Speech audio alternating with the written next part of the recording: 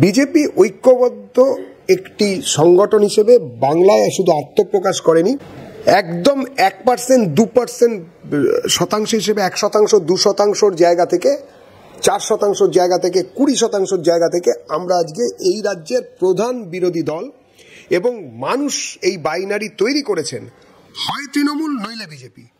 তৃণমূলকে যদি যারা সমর্থন করবেন, যারা তাদের থেকে সুবিধা পেয়েছেন তারা তৃণমূলকে ভোট দেবেন।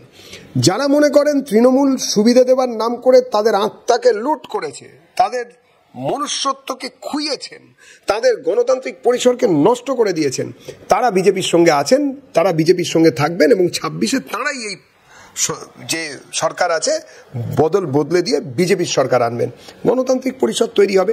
এক্ষেত্রে ভারতীয় জনতা পার্টি একটি ঐক্যবদ্ধ পরিবার হিসেবে লড়েছে। বাংলা হান্টের আরো খবর দেখতে নজর রাখুন। বাংলা খবর মানেই বাংলা হান্ট।